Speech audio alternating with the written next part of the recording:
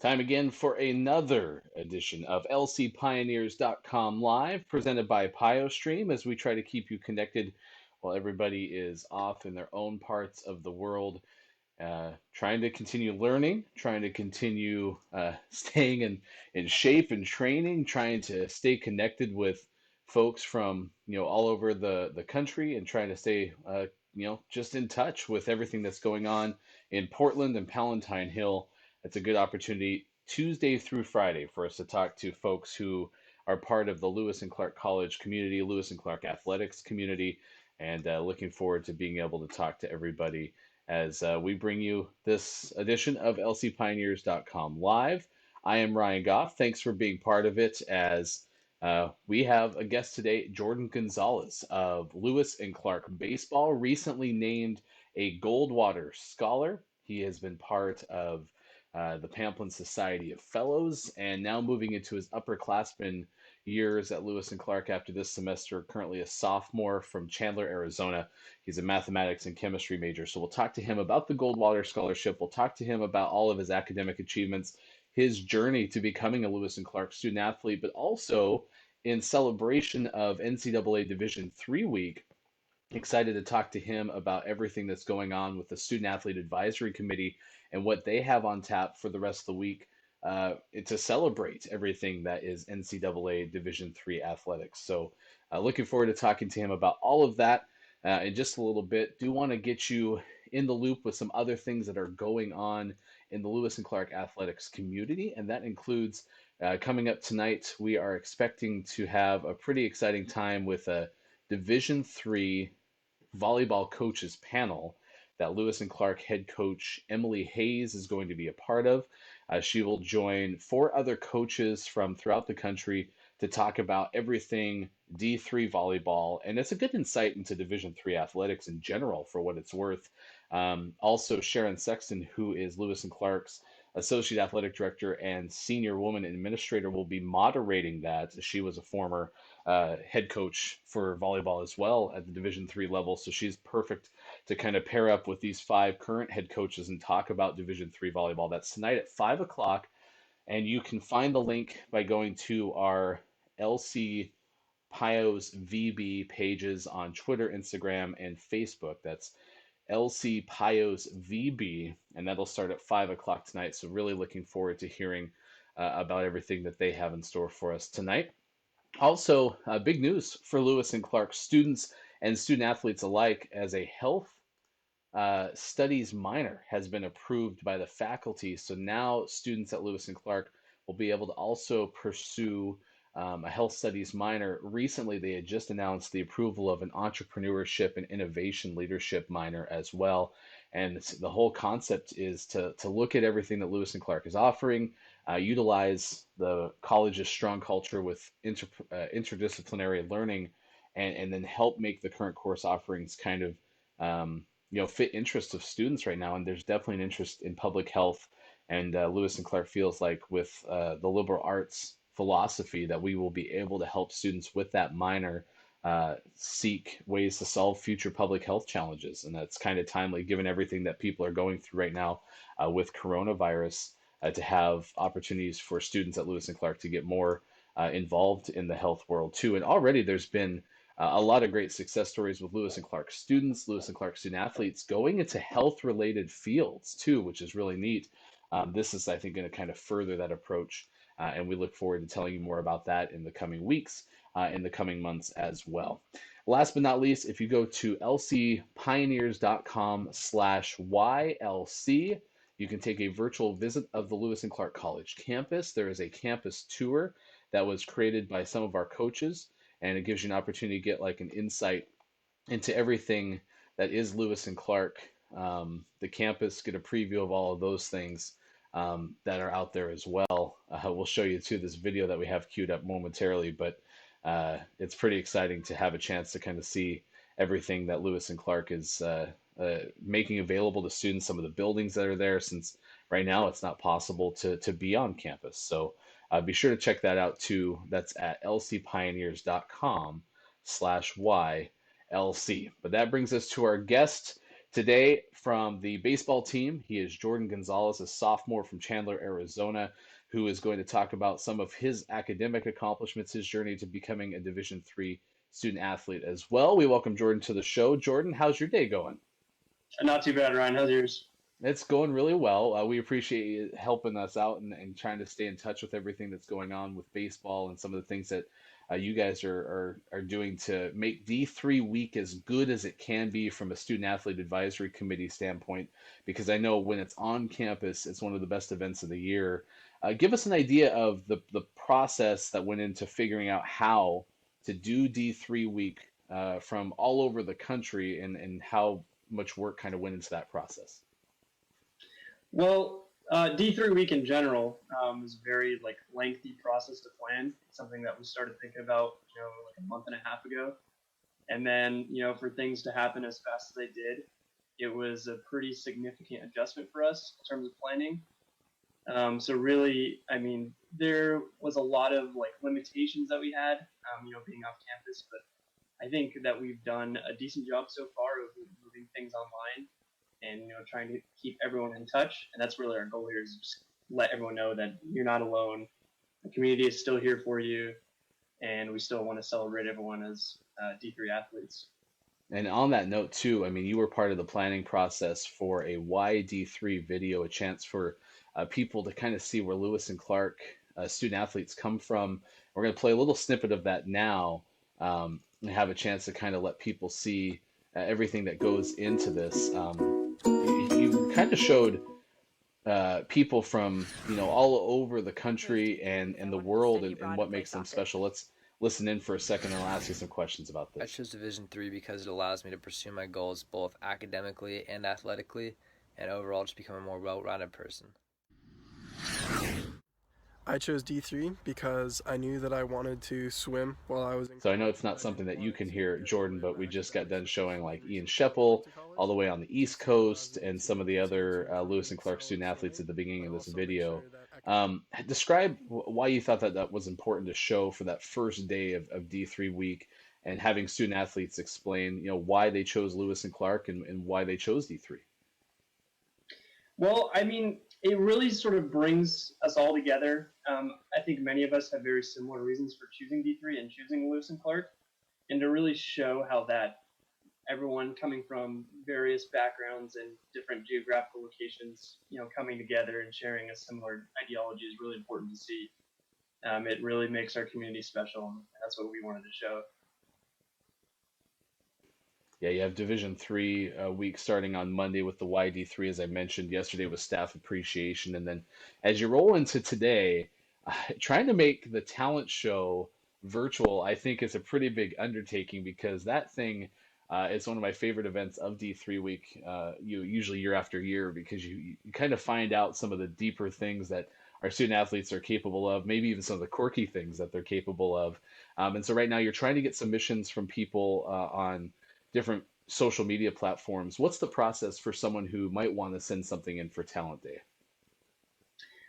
So we encourage everyone to send some sort of either picture or video of some kind of talent. It doesn't have to be a great talent; it can just be something that's funny too.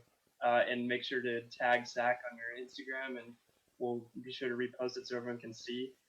And again, it doesn't have to be something amazing. It can be something that's just simple or funny or whatever you want. And You, we know that this can be like little. You can be a little shy about it, and that's okay. But really to make the best out of it, we really encourage you to step out of your shell and help us out here. He's Jordan Gonzalez, sophomore for Lewis and Clark Baseball, joining us on lcpioneers.com live. We are on facebook.com/lcpioneers and lcpioneers.com/live Tuesday through Friday at 11:30. Jordan, you're in your sophomore year academically. You get into this Lewis and Clark baseball program uh, as a pitcher and have started 12 games now over the last 2 seasons, including 3 before this current season was cut short. Describe kind of your journey to becoming a Division III student athlete. So really, it was very last minute decision. I was fully committed to a state school here in Arizona. I got a call from Lewis and Clark, said they were interested in some pitchers, and I mean, for me, it was a very easy decision. I came up, saw the school, met some of the faculty. One of the easiest decisions of my life. I came up here. I had a bit of a rough start. My first year, my freshman year, I didn't end up making the team, which was very disappointing. But I mean, for me, like there was just no doubt in my mind that I was going to come back and play. And so really, the remainder of my freshman year, I spent a lot of time training on my own and going to another facility located off campus to train. I came back my sophomore year. I tried out again, ended up making the team, and then I was a starter for my first year on the team. And then really since then, it's just been an uphill battle just to really continue to improve and keep earning my spot every year and really to continue to get better and develop more as a leader for the younger guys. And that's what I'm continuing to do. It never really stops. And I keep saying too, I said eligibility wise, or meant to say eligibility wise, a sophomore in your junior academic year. So like you said, 2 years on the baseball team.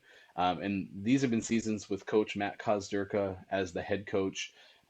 He had a new pitching coach come in this year.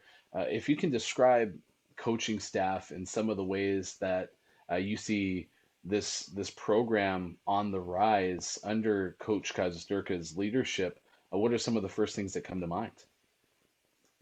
Really, in my time here, it has been a dramatic change in culture for the better. And I wasn't even here for the coaching staff that was before Matt Kozdurka. So I imagine for my older teammates, those who have already graduated, it was even more dramatic. But really, I mean, just the cultural change is incredible. There's so much more work ethic and pride and a lot more passion for what we're doing out there and understanding for why we're putting in the work and for how many hours we're putting in the work. It's really just incredible, and I'm very excited for the future. Even after I've left the program, I'm excited to follow these guys. Well, I already had 3 conference wins by the time that the season was shortened up, 5 wins in total. It was definitely shaping up to be a certainly improved year, if not even more, for your team. How did you get word that the season was initially postponed and then later canceled, and how did your teammates handle that initially? Well, it really all started like on social media. We saw that other schools were getting their seasons canceled, and so that thought was in the back of our mind. But I mean, we just took it day by day. Really, just like we practiced like we were going to play the next weekend, and then we just had to sit down with our coach one day, and he told us, he confirmed that our season was canceled, and it was one of the hardest days I've ever been a part of at Houston. Everyone was very emotional. It was difficult to handle. I mean, especially the seniors who we all feel for, who had their last season cut short. It was very difficult to handle. That being said, I think we're doing okay. We're looking forward for the future, and we're going to control what we can control. Coach talks about controlling the controllables, and one aspect that seemingly from the outside looking in that you have under control are your academics. Recently announced a Goldwater Scholar. Congratulations on that honor. For those who aren't familiar with that scholarship, what was the process and how does someone earn something like that? So It's a pretty lengthy process. My advisor Lewis Quo first told me about it at the end of my freshman year, started my sophomore year. He said that with some more research background, I could be a good candidate, and so that's when it was really when I was really introduced to it. It's very much like a standard application to any sort of scholarship or school or anything like that, with the addition of a research proposal in which you have to describe previous research that you've conducted and then propose sort of future research in your respective lab.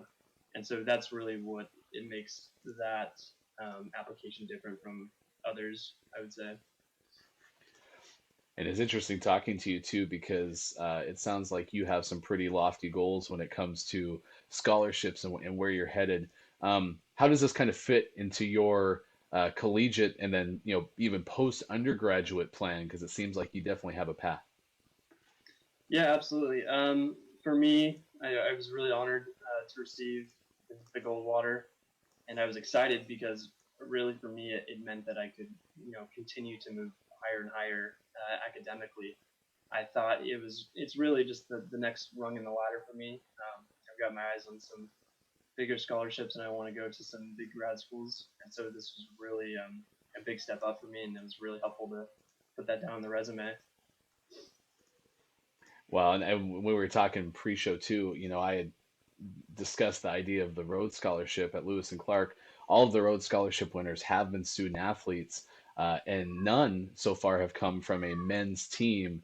If something like the Rhodes is in your future, what would it mean not only to achieve that, because on its own, I think would truly impressive, but the fact that you would be Lewis and Clark's first men's team student athlete to do so. I mean, yeah, it's a huge honor regardless. I don't really necessarily think that there's anything special about coming from being the first men's team or whatever. I think really what's important is that Lewis and Clark is getting that honor, and for me, it's really important for my family too. That'd be a huge honor for all of us. But yeah, I would be proud to represent Lewis and Clark in such an endeavor. He's a Goldwater Scholarship winner, a very prestigious national scholarship in the fields of mathematics, science, and engineering. Jordan Gonzalez joining us on lcpioneers.com live Tuesday through Friday at 11:30. You talked about research was a component of Goldwater Scholarship. When it comes to research opportunities at Lewis and Clark and some of the things that you've been able to do or are planning to do, how do you describe maybe some of those research opportunities to someone who's not familiar? So I guess my introduction to the whole research background area was the Rogers program, which is a great program that Lewis and Clark offers over the summer for any student. And really, it allows you. I mean, for me, it was really a platform to start building my background. It allows you to work closely with the faculty outside of a classroom setting and to really sort of build your skills. Because, I mean, learning in the classroom is one thing, but getting hands-on experience is a totally different world. So really, the Rogers program was really huge for me and allowed me to get my feet wet a little bit and then help me sort of push me forward into future research opportunities. One of the big reasons we had you on was to talk about the Goldwater and D3 week, because you win that and are involved heavily with SAC. But I don't want to overlook Pamplin Society of Fellows. That was something that you were invited to be inducted for last year, because they extend membership into that society, 7 undergrads, I believe, every year. Can you describe that also to us, and what kind of impression you got when you were allowed or offered to be inducted? Really, the Pamplin Society, it was just a great opportunity for networking. You really meet a lot of people outside of your own discipline, which unfortunately, like not a lot of kids can say that they're familiar with. For me being a STEM major, I've met a lot of history majors or art majors, English majors, stuff like that, and really just to sort of talk with people from different disciplines is a really beneficial experience. And then just the networking that you are exposed to is really really beneficial. We put a link into Pamplin Society into the Facebook Live chat down below, so you can take a look at that. I'm really impressed by all your accomplishments. When we look at the building champions philosophy at Lewis and Clark, the idea of building champions in the classroom, competition, character, and community. Certainly, you're doing a good job setting that bar. So, best of luck down the road. Best of luck through the rest of the semester too. Last thing I want to ask is how are you staying in touch with teammates? How are you adjusting to the world of remote learning? It's been a little bit of a struggle, but we're doing all right. We actually had like a team Zoom call the other week just to see everyone. I mean, we're communicating every day. I mean, we can't get enough of each other. It's always great to be around teammates. But we're doing okay. Our coaches are reaching out to us daily with motivational quotes and things like that. But the transition's been okay. And you had a fun ride home too with one of your roommates and teammates, Sam Helms. Uh, was it at least the best of a bad situation getting the transport home with Sam on the way back to Arizona? Yeah, that was certainly an experience. Yeah, I think it was 22 hours altogether. We made a stop at a teammate's house in Sacramento. But yeah, we did okay. It was a great bonding experience for sure. Pitcher and a catcher for sure. So Jordan, thank you so much for hanging out with us, and best of luck in the future. Thank you. That's Jordan Gonzalez, who is in his junior season with Lewis and Clark Baseball, joining us on lcpioneers.com live. We enjoy talking to current student athletes, coaches, and folks from the Lewis and Clark community Tuesday through Friday at 11:30. I do want to play that video, but first we'll let you know our guests that are coming up tomorrow: Christina Williams, and then on Friday, Alicia Calejo Black, both Lewis and Clark alumni. Williams now the head women's basketball coach for Lewis and Clark. Calejo Black, a UC San Diego medical student, and she was a former Lewis and Clark volleyball student athlete. Next week, we're working on our guests, including Aaron Campbell, Jason Luno, who is a former men's basketball player, will join us as well. But the reason that we had Jordan on was to talk about the scholarship and also D3 week. Again, today is talent show, so be sure to get your submissions into LC Pio's SAC on Instagram and other social media platforms. But I want to play the video that talks about why D3. This was from the very first thing that the Student Athlete Advisory Committee put together with different student athletes from all across the country, all across the world, talking about why they chose D3. So let's go ahead and play that now and give you a chance to see some of those reasons.